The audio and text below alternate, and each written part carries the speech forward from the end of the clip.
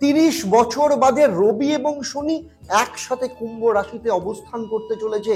মীন রাশি বা লগ্নের জাতক জাতিকাদের উপর কি প্রভাব পড়তে চলেছে তা নিয়ে আমি আপনাদের সাথে ডিটেলসে চর্চা করব।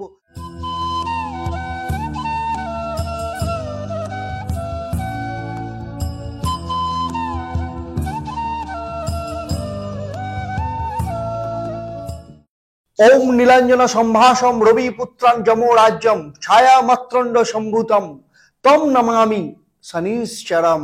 নমস্কার, আমি অ্যাস্ট্রো আচার্য দেবদত্ত। দেব দর্শন পর্বে আপনাদের সবাইকে স্বাগত জানাই।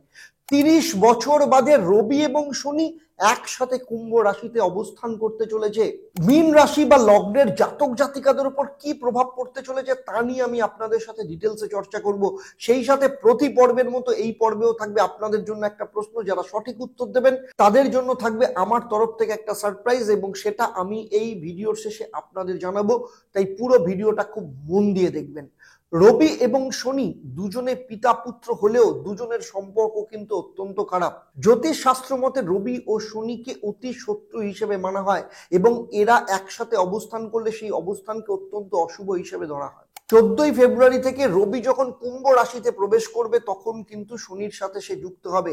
এই পর্বে আপনারা যারা মীন রাশি বা লগ্নের জাতক জাতিকারা রয়েছেন, আপনারা কি কি অ্যাভয়েড করবেন, কোন কোন বিষয়ে সতর্ক থাকবেন, সাবধান থাকবেন, সেগুলো নিয়ে আলোচনা করব, এবং এখান থেকে বেরিয়ে আসার রাস্তাটাও আমি আপনাদের বলবো।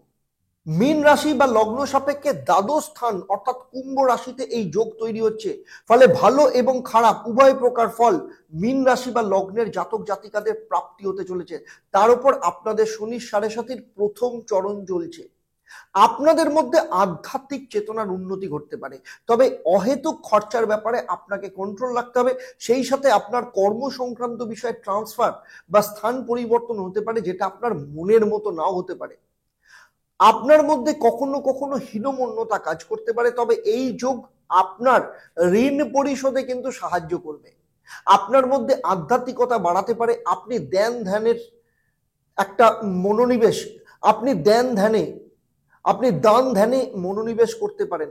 তবে গুপ্ত শত্রুতা থেকে সাবধানে থাকতে হবে। 15ই মার্চ অবধি সময় বিদেশ যাত্রা আপনার বাধা আসতে পারে। 14ই ফেব্রুয়ারি থেকে রবি যখন কুম্ভ রাশিতে শনির সাথে যুক্ত হবে, তারপর 15ই মার্চ অবধি আপনি কারোর সাথে যে কোনো ধরনের বিবাদ এড়িয়ে চলুন। রবি এবং শনির সপ্তম দৃষ্টি আপনার ষষ্ঠ স্থান সিংহ রাশির ওপর পড়েছে, এবং সেটা রবির নিজের ঘর।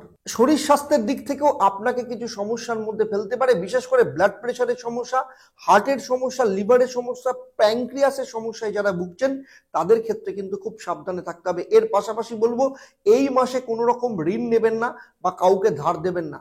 ঝামেলা শত্রুতা থেকে এড়িয়ে চলুন। যদি এ মাসে কোনো কম্পিটিটিভ পরীক্ষা থাকে সেক্ষেত্রে সিলি মিস্টেক হওয়ার চান্স রয়েছে। এর সাথে বলবো, আপনার মায়ের ধর্মীয় কোনো স্থানে কিন্তু ভ্রমণ হতে পারে। 14ই ফেব্রুয়ারি থেকে 15ই মার্চ আপনি জমি, বাড়ি, গাড়ি এইগুলো ক্রয় বিক্রয় করা থেকে একটু বিরত থাকুন। সেই সাথে বলবো, লাভ রিলেশন বা দাম্পত্য জীবনের মধ্যে কোনো বিবাদ হলে সঙ্গে সঙ্গে সেটা মিটিয়ে ফেলুন, না হলে ইগোর সমস্যার জন্য দুজনের মধ্যে বিচ্ছেদ হতে পারে।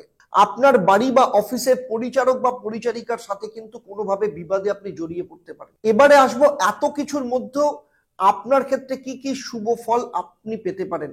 আপনার রাশি বা লগ্নের অধিপতি বৃহস্পতি আপনার দ্বিতীয় ভাব বা অর্থভাবে মেষ রাশিতে নিজের মিত্রস্থানে বসে আছে, এবং তার দশম দৃষ্টি তার নিজের ঘর অর্থাৎ ধনু রাশিতে পড়েছে, যা আপনার জন্মছক অনুযায়ী কর্মস্থান বা দশম ভাব।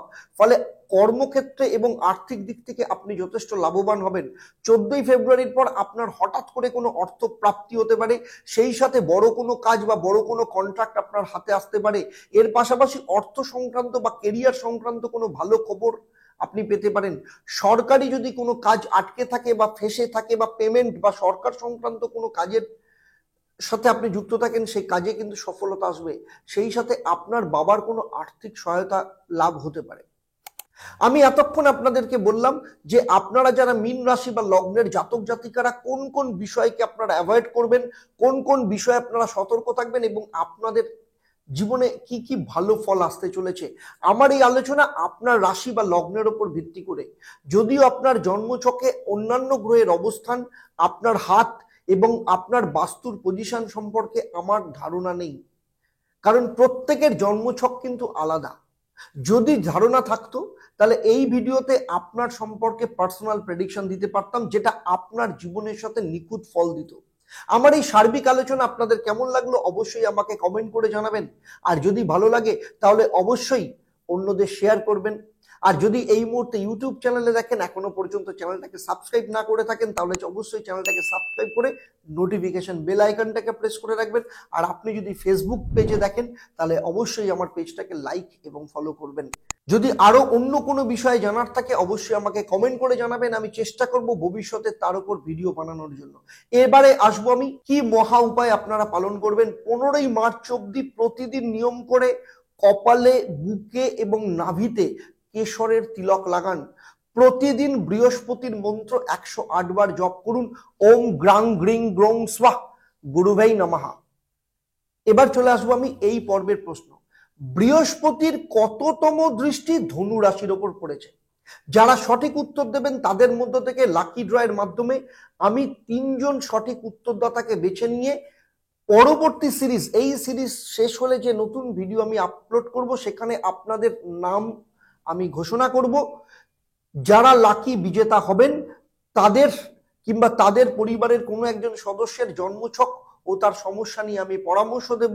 আর আপনারা জানেন আমার এই পরিষেবা সম্পূর্ণ আপনাদের জন্য বিনামূল্যে থাকে। তাই যারা লাকি বিজেতা হবেন তারা অবশ্যই যে হেল্পলাইন নাম্বার আছে সেই হেল্পলাইন নাম্বারে আপনাদের নামটাকে রেজিস্টার করাবেন, যাতে আমাদের তরফ থেকে আপনার কাছে ফোন গিয়ে আপনার সাথে কন্ট্যাক্ট করতে পারি যে কবে আপনার সাথে আমার স্লটটা বুক থাকবে। আজকের মতো আপনাদের কাছ থেকে আমি বিদায় নিচ্ছি। আবার দেখা হবে আপনাদের সাথে পরবর্তী পর্বে আপনাদেরই এরকম কোনো সমস্যার সমাধান নিয়ে। আপনারা সবাই ভালো থাকবেন, সুখে থাকবেন, শান্তিতে থাকবেন, সুস্থ থাকবেন এবং নিয়মিত দেখতে থাকবেন দেবদর্শন। নমস্কার।